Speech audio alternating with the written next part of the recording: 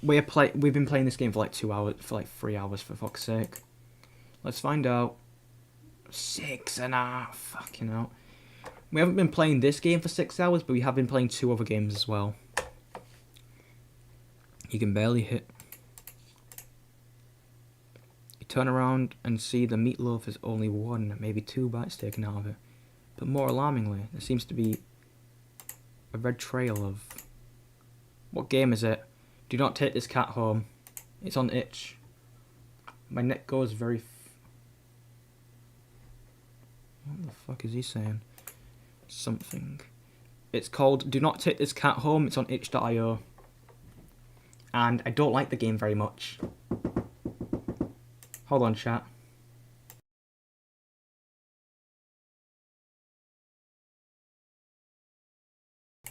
Alright.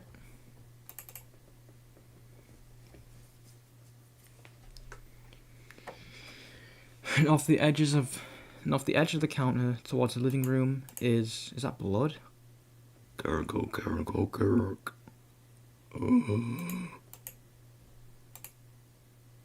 Who's better, Nick A30 or... I know who Nick A30 is. But... Is this some kind of made-up guy? The fuck? PR Week. No, wrong tab. What the fuck?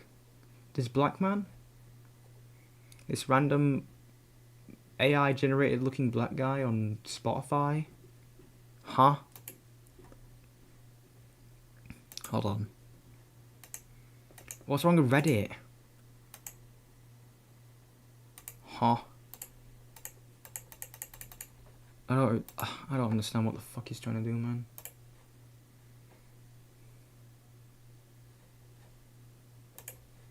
I'm not gonna question it.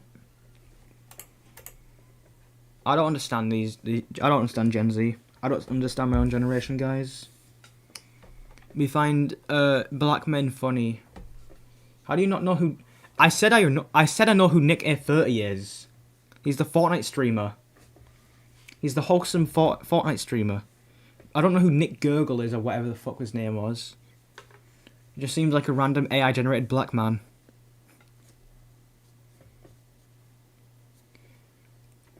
I said, I don't know who Nick Gurgle is, man. Bloody hell. Because from what I could see, the images just show an AI-generated black man. Who looks maybe stoned or something, I don't know. Some fucking weird-ass images you're sending me, man. You're making me look at.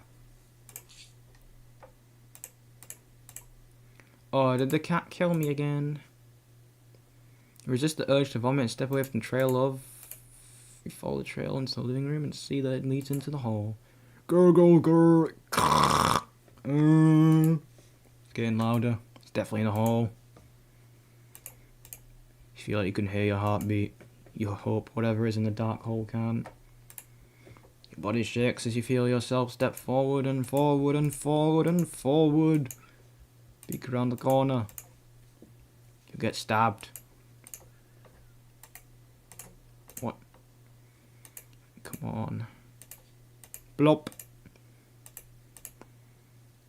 See your fingers covered in something. Gurgle, gurgle. No. I'm not going to.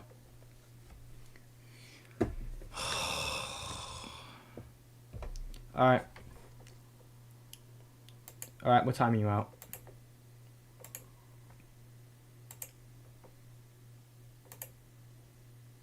Another minute. Can you stop being racist, mucker?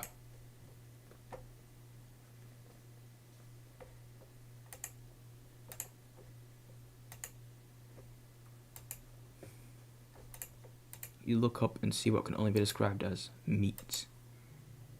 What the fuck is that? The eye. The entire seal of the hallway is covered in a thick, indolating, writhing layer of pulsating meat. Hooray! This is an imagery I love to see. at its center is a single glowing eyeball, frantically rolling around in every direction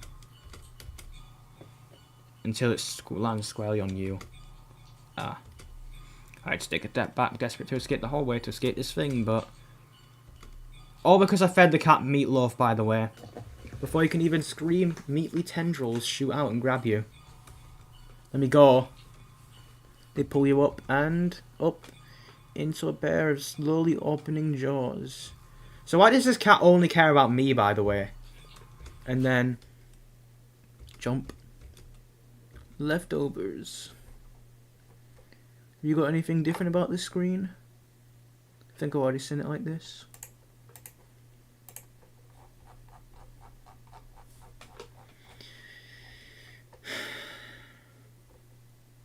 It liked it okay. 15 endings left.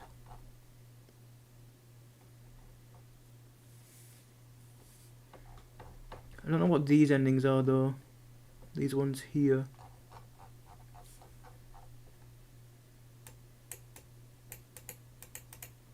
These ones too. Alright. Forgot to mention. I'm using mods too. Yeah, lovely. Alright, let's feed the cat the mystery meat. Hooray!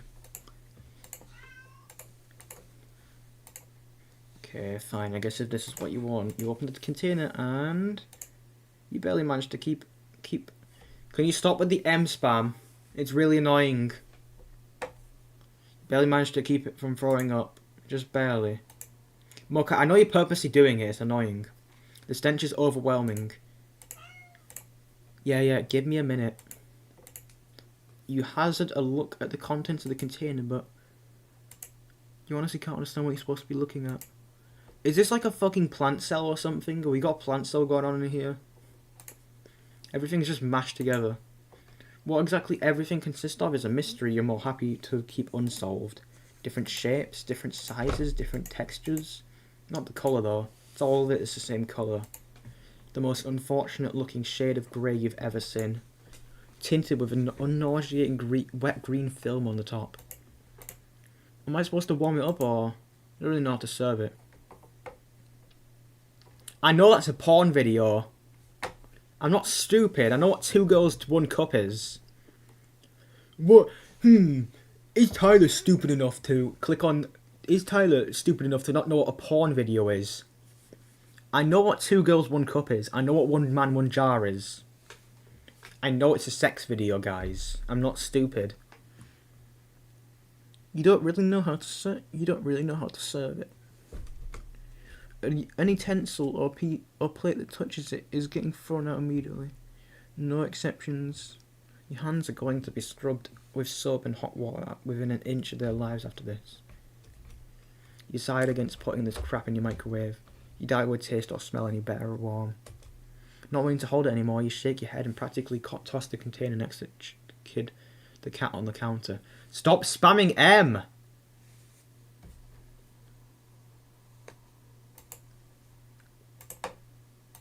You're so annoying. 10 minutes. Not only are you racist, you're also spamming and you're trying to get me to watch porn videos on stream. You're so annoying, mucker. Just pack it in and behave.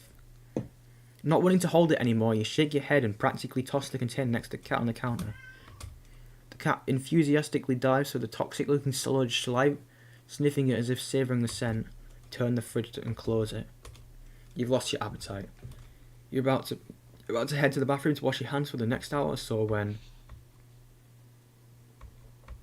a sharp pain in your foot causes you to stumble. You catch yourself on the kitchen sink and look down at the tip of your sock is red. And the red is slowly spreading to the rest of your sock. Are you bleeding? You quickly reach down and pull off your sock to see the damage. Ugh, one of the shoes, the middle, now I can't flip people off with my fingers, with my toes. The middle toe is gone. It's just gone. Just a stump left in its place. Steadily leaking blood onto the floor.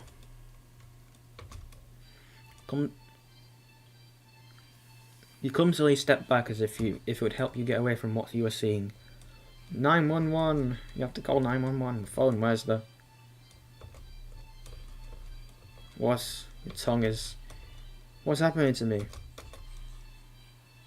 You slowly look over the cat still eating, completely unbothered by your suffering. Not bothering to try and stop the blood dripping out your mouth. Hold on.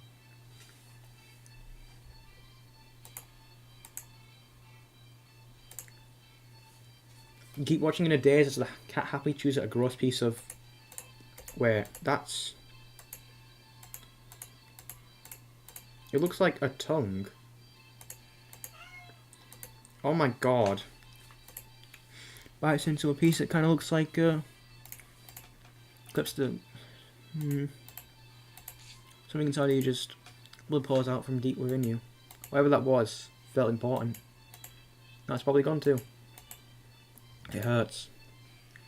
It hurts so much. Stop, please. You weakly try to reach the cat on the counter above you. Your vision blurs from the effort, from the pain, from your tears, from your eyes. You fall limply back onto the floor, leaking blood all over, from all over. Your foot, your mouth, your insides, your eye sockets. You can feel your life fading away too. That's fine. Even if it not means feeling the pain of losing another part of you, then hopefully the cat will take its time eating your eyeballs and give you time to just you are what you eat. Fucking downright evil, this game. This game is downright evil.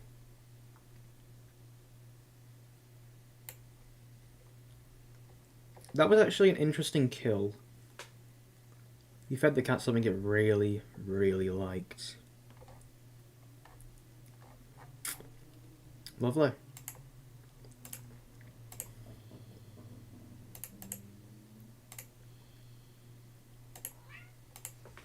Whole thing is probably bored stiff, sitting in that little old box all day, just watching crowds of people walk by them, just ignoring them. You can't leave them alone as soon as you're home. A little interspecies socialising won't kill you, right? You want some attention, don't you? You want to play, huh? Okay, what to play though? I wonder what happens if we play hide and seek.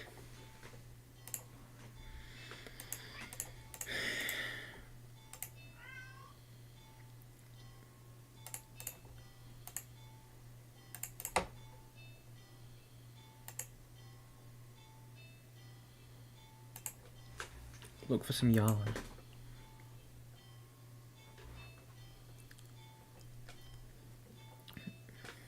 If every moving cartoon involving cat that you've watched since child is to be believed, then you can deduce with almost absolute certainty that cats freaking love yarn.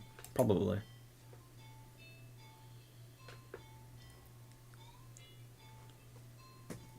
You unearth some from an old box in the hallway closet that's filled with knickknacks from various abandoned hobbies. You consider just handing the bowl of red yarn over to the cat and supervising from the side, but that would defeat the purpose of playing together, wouldn't it?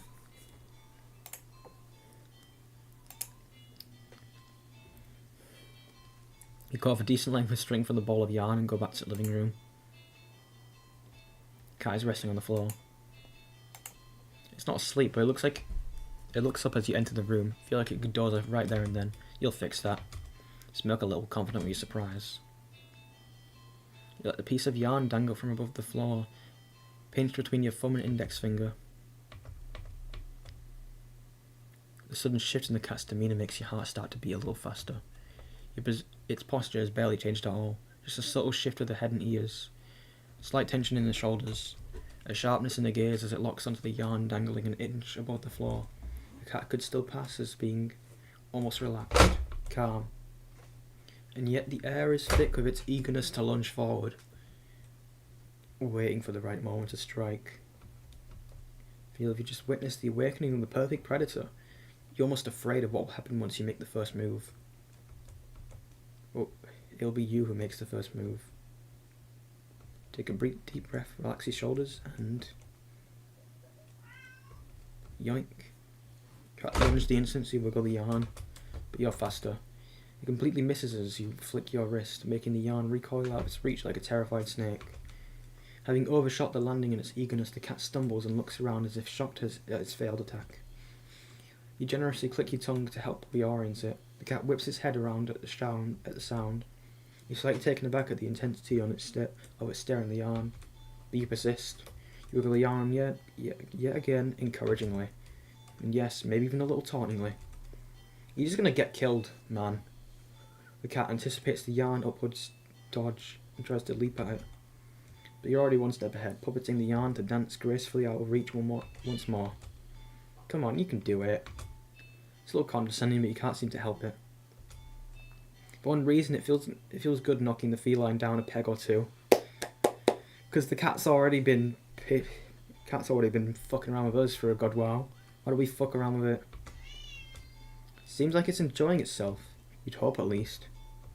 Keep going. The cat's movements have gotten a lot more aggressive. It must be getting frustrated. You could swear it almost took a shot at your ride that last time, but it jumps so high and erratically. You've been keeping the yarn in constant motion, afraid to slow down. Your wrists are starting to get tired. The cat doesn't seem to be losing any energy though. It's like it's getting faster and faster.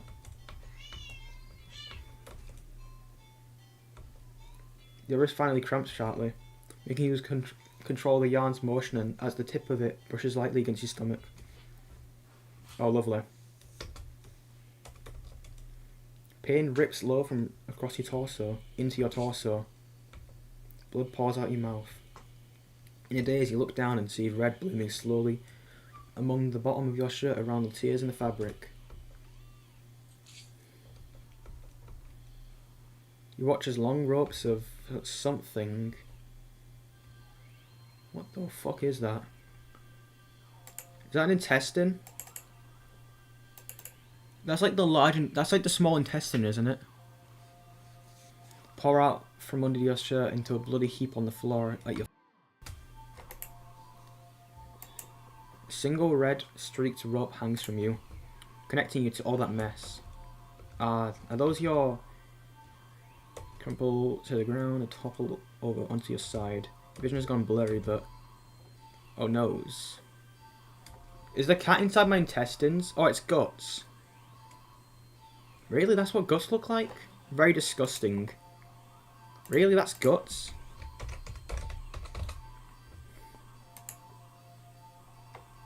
No.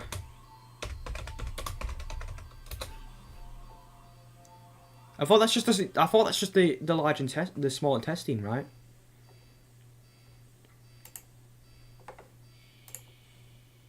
Yeah, no, it seems like the gut area is like... Hold on, I'm checking. The intestines and other digestive organisms within the abdomen, also known as the gastrointestinal tract. Gastrointestinal tract. Yeah, so it is the intestines. You can make out the shape of something small and deep, inky black as it walks over and inspects your... Oh god, they're your intestines. Before it starts to giddily roll around in the mass of your body, your bloody inside next to you. Oh, these cats are fucking weird. Darkness falls over you. The cat sounds happy. Nonsensically, you wonder where the yarn has gone, but...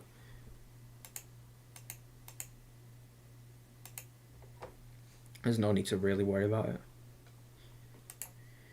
Cat seems content with the next best thing.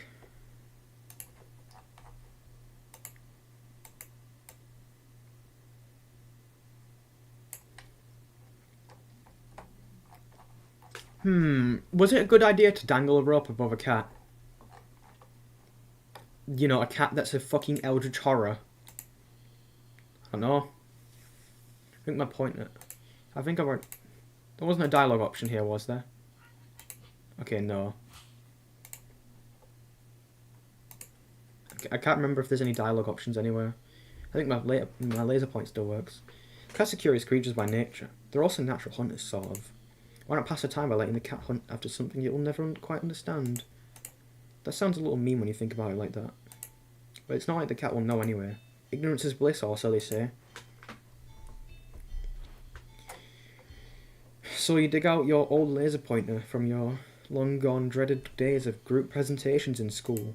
You flip it on and see if it even works after all the time. The batteries still work. You get a little kick out of aiming it at a mirror hanging in the in the living room, so it reflects off the glass, making a red dot appear on your knee. The cat cautiously walks over, stopping every few steps to cast a look of suspicion at you. When it finally reaches you, it lightly presses a paw to your knee, like it's trying to catch the red dot as casually as possible. You manage to hold back a chuckle, not like it really matters. The cat isn't paying attention to you at all. It's entirely focused on the light now, resting on top of its paw. You move the light a little higher above your knee. The cat reacts immediately, trying to pin the light down, but in the second you've moved it to the floor, the cat jerkily follows, attempting a more energetic pounce when you shift the red dot off. Over here, over there, over there. But by the couch, on the couch. The cat might be ignoring you, but you're certainly enjoying yourself. I'm surprised the cat didn't kill us when we put it on our knee. It's been a while since you laughed this much. You're laughing so much, in fact, that you accidentally shift the red dot onto a lamp beside the couch.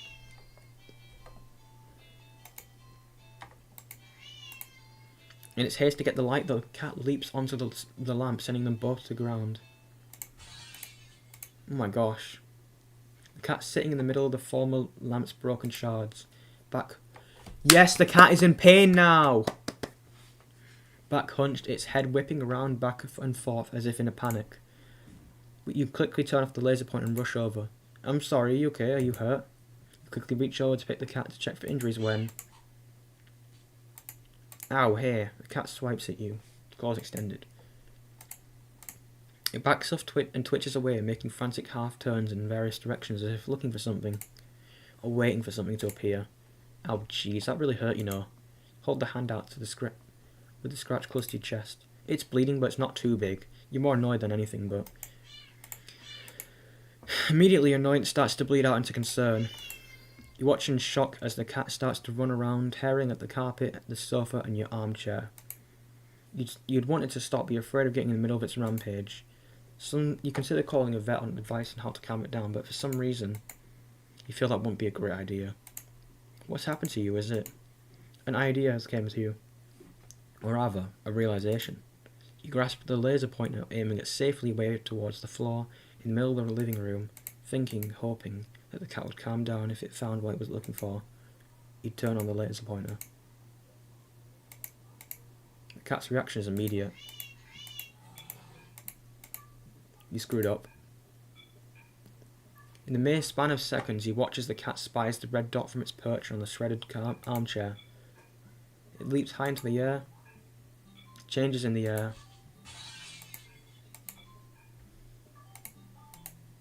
and slams down upon the dot on the floor with a weight and a force that shakes the whole apartment, even the whole building.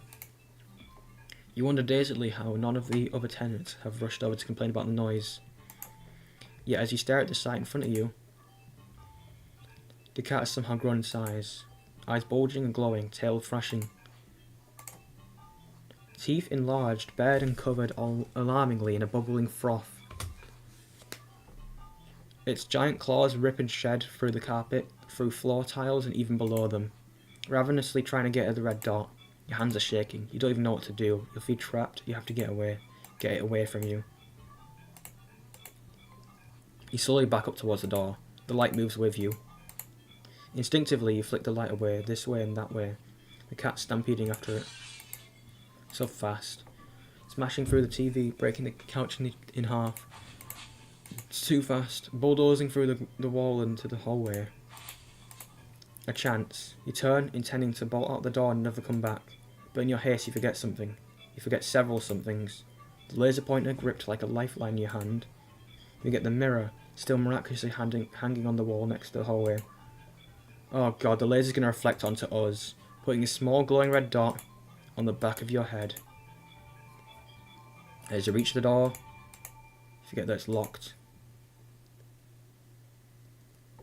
Fucking idiot. Fucking idiot. Our protagonist is dumb. You'll have enough chance to turn around before that cat lunges all the way across the room at you.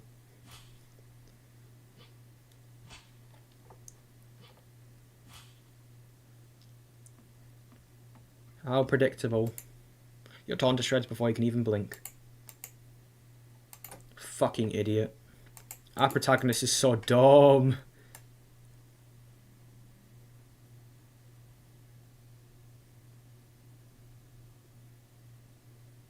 Okay. We've got 3 more endings here. How about hide and seek? You're not quite sure how this is going to work. You can't even understand the concept of game. Like, let everyone rules are like hide and seek. Hey, just pick up the cat and turn them away from you before hiding behind the armchair. You're almost certain the cat must have turned and looked while you were hiding. Out of confusion, at least, if nothing else. Regardless, a few moments later, the cat cautiously peeks around the armchair at you, eyes curious. Smile and scoop it up, holding it out in front of you. You found me, you win. Cat looks confused but pleased by your praise. Next time you put it on the armchair so it can't see your hiding spot as easily. You dash over to the kitchen, hiding behind the counter. It takes a little longer for the cat to find you. This time when it does, it startles you by hopping down into your lap from the countertop above. Found me again. Okay, you win. You reward it with little scratches behind the ear and under the chin when it leads into your touch. Why don't you give it a try? You go and stand in the middle of the living room. The cat following you. Make a show of covering your eyes and turning around. Okay, 3, 2, 1, go. Turn around to see the cat's gone. Huh, you should catch on quick. There aren't that many hiding spots available in your apartment or for someone your size to hide. But without opposable thumbs need to open the closed doors in the hole, the cat will have its limits too. Fair game. Okay, now where to look? You look behind the couch and armchair, then under the coffee table. Nothing. The living room is quite sparse when it comes to furniture after all. You go around the corner, grab a chair and check on top of the fridge. You even squeeze to open the cupboards along the floor just in case the cat managed to squeeze inside. Nothing, you decide that's for the best. Kitchen is for making food, not playing games. Peek around the corner in the hall. Nothing, you're not sure what you're expecting. With all the doors closed, there's nowhere for the cat to hide. Couldn't find the cat anywhere. Starting to get a little worried when you hear a soft sound coming from the hall. Head to the hall and listen again. Sounded like it was coming from your bedroom, but you walk down to the hall in your room and gingerly open the door. Cat trots out and runs at your legs, meowing insistently. He looks disappointed somehow. Perhaps in your apparently subpar seeking skills. But you lift the cat into your arms and look at your bedroom door. How did you gain my room? You know the door was closed, right? The cat wiggles at you out of your hold and runs out the hole. Cats can open doors, mate. Do you not know this? You follow to see it sitting in the middle of the living room. Upon seeing you, the cat promptly turns around.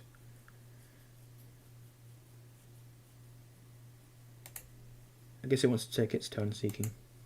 About to indulge in hiding around the corner again when the lights. Did the power go out? Darn it. Wait for your eyes to adjust to the darkness.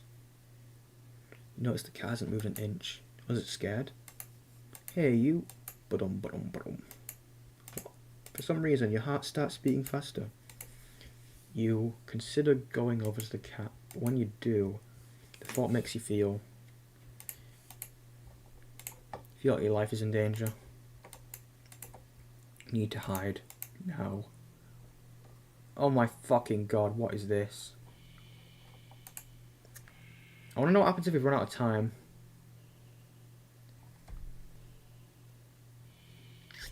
Well, let's take the obvious bad choice. Like hell, you're getting any close to it. Don't messing around and find a place to hide. halfway to. You go to the door and see several more locks over it than you know you have. But you go over at the cat, it's not looking at you. You feel aware of disappointment practically pouring out from it. It feels like a warning. You back away from the door and the feeling slowly subsides, letting you breathe again. There's no getting out then. You need to hide.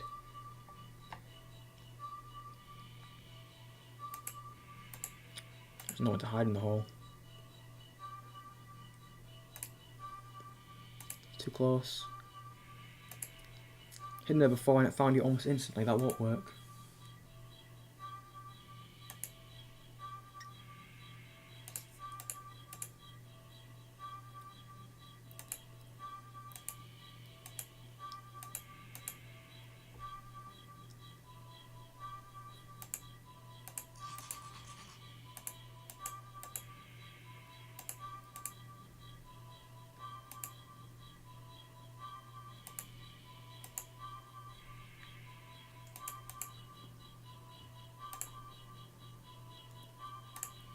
I want to know what happens if we run out of time, though.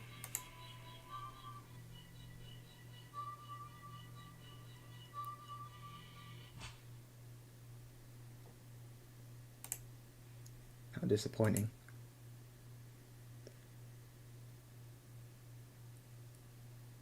Failed. Try again.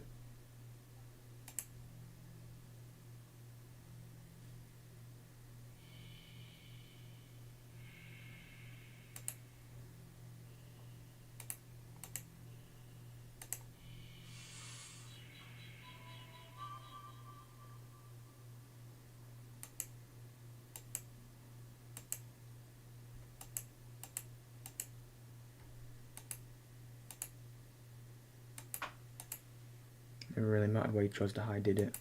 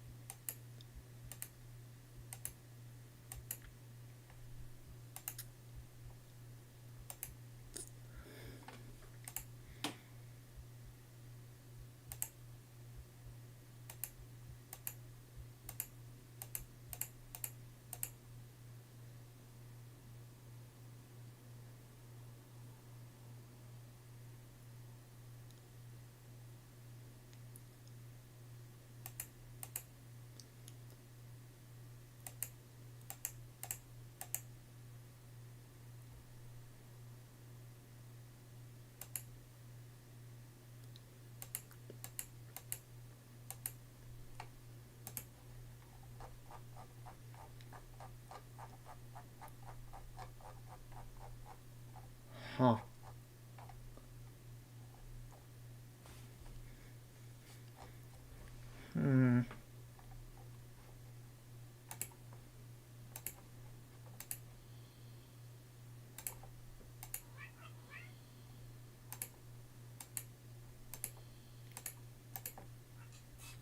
I think there was like literally nothing.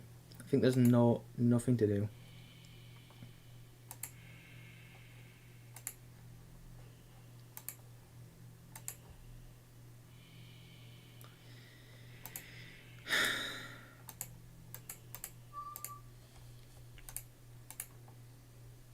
Oh right, we've got to clean the cat. Upon second thought, you realise the cat isn't actually clean. Not surprising, since up until you brought it home, it's been sitting in a dirty old box in an alley full of scattered garbage for who knows how long. Heard that cats can keep themselves clean, but maybe this was one of those times that a little human couldn't hurt. A little human help couldn't hurt. Head to the bathroom and set things up, trying to remember how to wash a cat. You're definitely no expert, but you think the best way to get a cat clean would be quickly. Cats don't like water, you think. So a quick wash would be the way to go, right? So you decide to do everything at once, filling the tub deep with soap, probably warm water. Quick dunk here and a short scrub there, then rinse dry. The cat won't even know what hit before everything's over. You open the door and click your tongue, beckoning the cat inside. It quickly scampers in, curious of the newly available setting. You close the door so it will be able to run out and make a mess out of the apartment. Stealing yourself, you roll up your sleeves and lift the cat and carry it over into the tube. Your plan was already compromised as the cat starts to struggle within your hold. You probably should have held it so it couldn't see the water. Ow, here. Scratches at your arms. You know it won't be happy about the water. But you didn't think it'd be this irrit. Still, as mad as it will be at you for a little while, you know this is for the best. A deep scratch into your biceps startles you. Make you drop the cat into the tub. Shoot, kitty.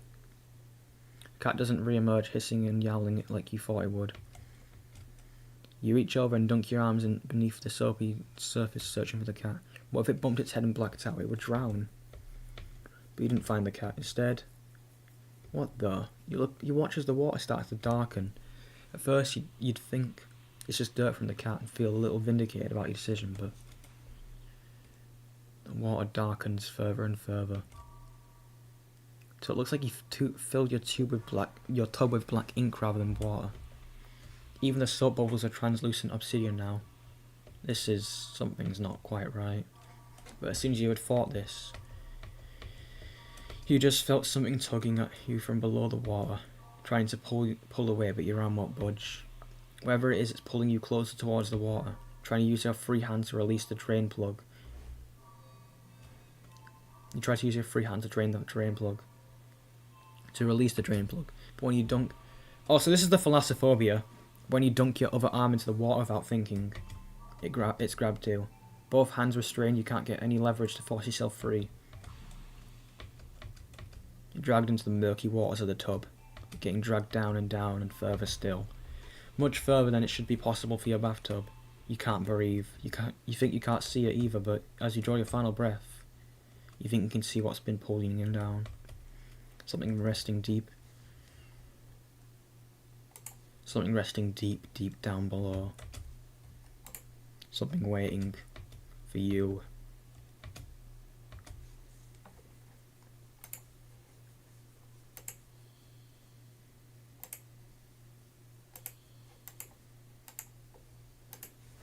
You think careful is the way to go. Cats aren't always fond of water, so you doubt it'll be a fan of an excessive amount of it. So you pick the cat up and place it gently into the sink. Place it gently in the sink before turning on the water. The cat is startled, but ultimately it doesn't try to run away. Nice. You lather your hands with some soap and carefully give the cat a thorough half scrub, half massage. After a few minutes, you rinse the cat completely and gather it up in a blanket, drying it. Then you take a brush and carefully run it through the cat's fur. The cat seems like it's in heaven as you brush it. Some hairs are sticking to you, but you don't mind. In fact, quite a lot of fur is sticking on you. You try to brush it away, but it won't come off. Guess you're up for a bath next yourself.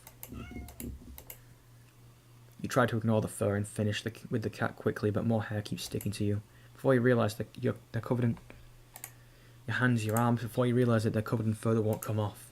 It's thick enough that you just try to yank it off, but a pain lances through the spot you tugged at. Upon closer inspection, you see the hair is growing out of you. You can actually feel it now.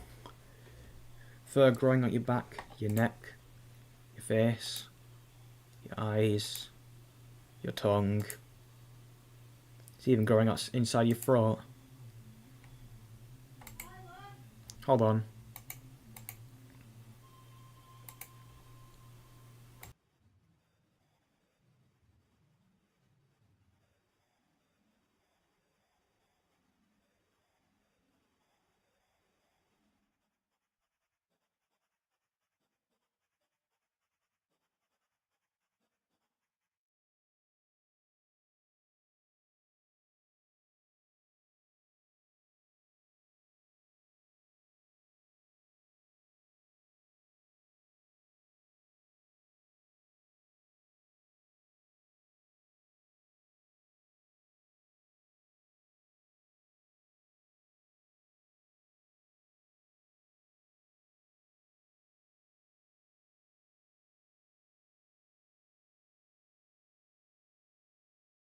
Alright, I'm back. As you collapse and start choking on the thickening fur in your esophagus, the cat leans to lap at the fur growing on your forehead, grooming your hair as thoroughly as you did for it earlier. You'd think it'd be sweet if you weren't constantly losing air. Still, feels nice at least to be looked after and cared for in some way, even if it's just for a while longer. The cat's careful grooming is the last thing you feel before you're no longer able to breathe. Okay.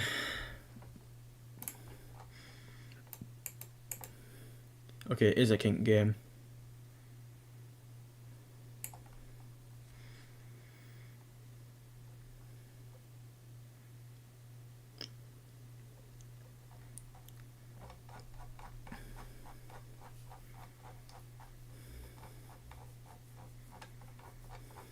We're nearly done.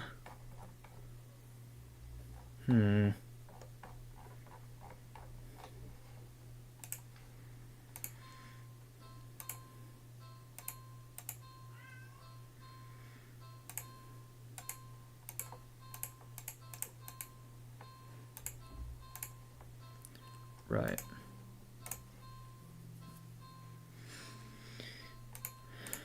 You're not ready.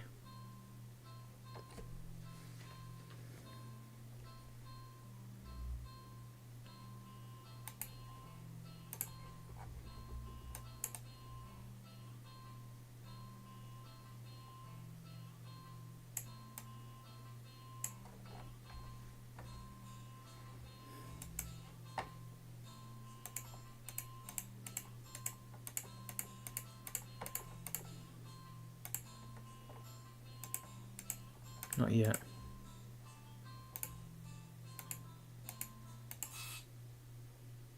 Huh?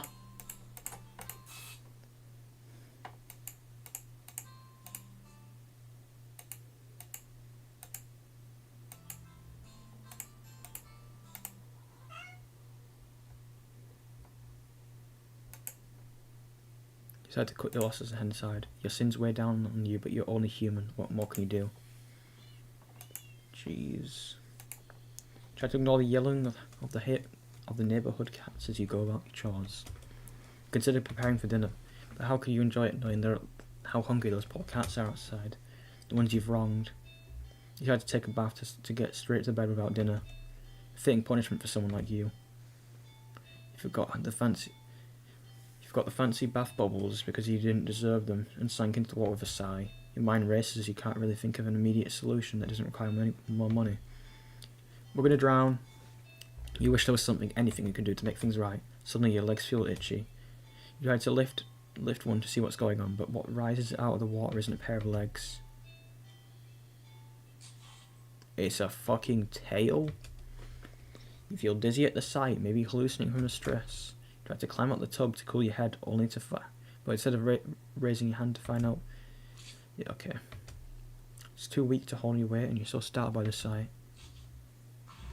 What? Lovely. You open your eyes and you're underwater. You must have slid beneath the surface of the bathwater. You gasp instinctively, except not really.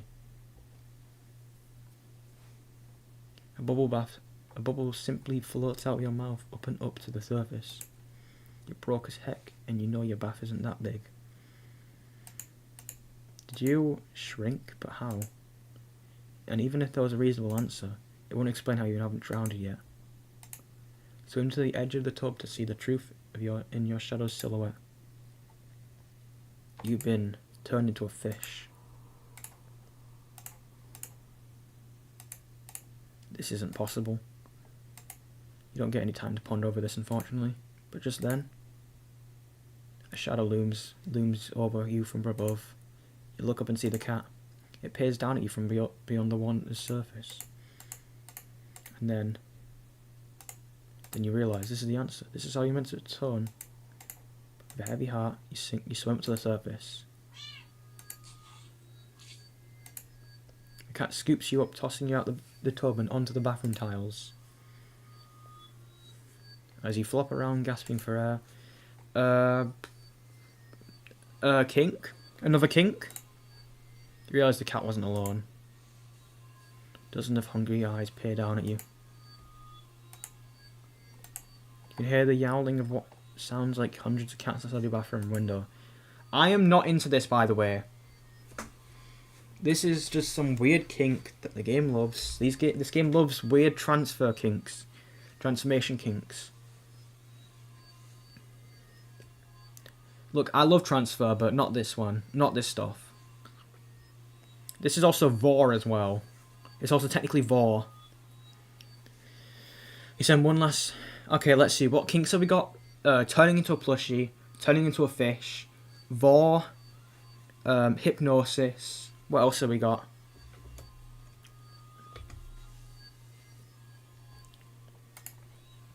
What other kinks have we gotten before?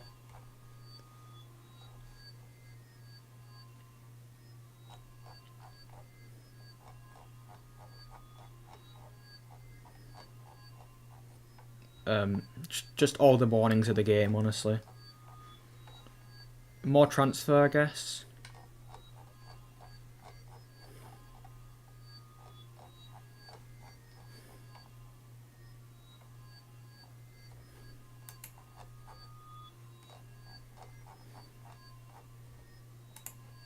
I don't know. You're not even big enough to feed all of them. Even in the end, you probably couldn't. You couldn't properly atone. Your efforts, your life, all of it, amount to nothing.